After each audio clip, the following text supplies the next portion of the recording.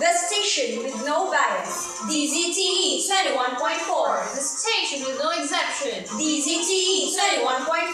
Upholding nothing but the truth. DZTE 21.4 in your radio dial.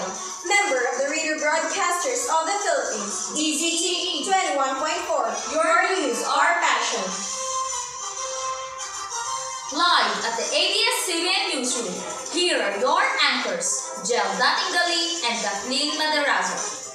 Good morning, Batangas. This is Englsih. And good morning, Philippines. Here is Kathleen Maderazo, bringing you 5 minutes of the hottest, bravest, and boldest news.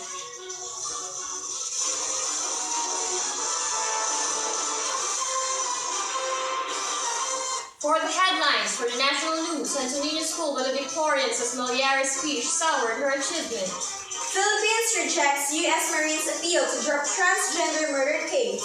For the international news, Singapore's founding father Lee Kuan Yew dies at 91. And for the sports news, Eliza Valdez wins second straight UAAP MVP, best scorer, server. Time check, Philippine Standard Time. It's 8 o'clock in the morning. Time brought to you by BDO. We find ways. Santo Niño School valedictorian says Maliari's speech soured her achievement. The valedictorian said that she and Crystal were friends and that she knew Crystal to be very competitive. Denying any cheating, the valedictorian said she was allowing the recomputation of her grades to put the issue to rest. She also denied that her family bribed the school. The school, meanwhile, insisted that the grades were computed honestly and that Maliari's father had seen how Crystal's grades were computed. Crystal, however, denied that this has happened. Crystal Maliari was the one who gave 4 minutes valedictorian speech, which was interrupted in her welcome remarks during their graduation last March 20. DZTE 21.4. Meanwhile, Philippines rejects U.S. Marines' appeal to drop transgender murder case. Laude, formerly known as Jeffrey, was found dead with her head inside a toilet bowl in a hotel minutes after Pemberton left the room. According to the Department of Justice panel, evidence from prosecutors against Pemberton showed that he killed Jennifer Laude after picking her up in a bar in Olongapo in October. DZTE 21.4. Singapore's founding father Lee Kuan Yew dies at 91. For details, here is Almira Pilapil. He was widely respected as the architect of Singapore's prosperity, but criticized for his iron grip on power. Freedom of speech was tightened during his regime. A state of funeral was held on March 29. Here is Almira Pilapil reporting. DZTE 21.4.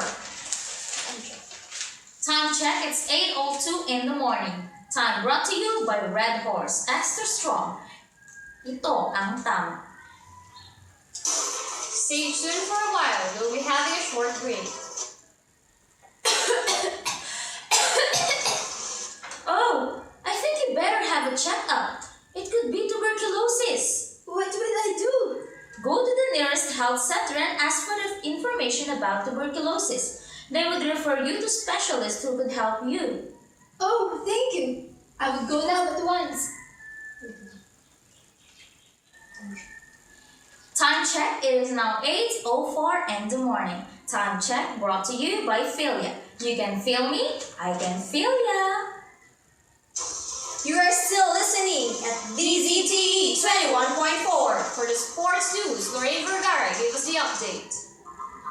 Eliza Valdez, the superstar of Ateneo Lady Eagles, reigns once more as she was awarded the most valuable player for the second consecutive season in the UAAP Season 77 Women's Volleyball. She was also hailed as the season's best scorer and best server for the second straight year. Meanwhile, graduating libero Denden Lazaro of Ateneo took home her second best receiver hardware. Sophomore Gia Morado of the same team was fittingly named best setter for her 9.02 excellent sets per frame. LU's Jaja Santiago was the best spiker, UST's Ria Menezes as best blocker, and FPU's Christine Agno as best digger. Meanwhile, UST's EJ Laure and UA's Kathleen Arado shared the Rookie of the Year. Here is Lorraine Vergara reporting. DZTE 21.4. And those are the news for today. Here's again in the next standing of the 5 minutes of the bravest, hottest, and boldest news. This is Englsih. And here's Kathleen Maderazo. The station information with no bias. DZTE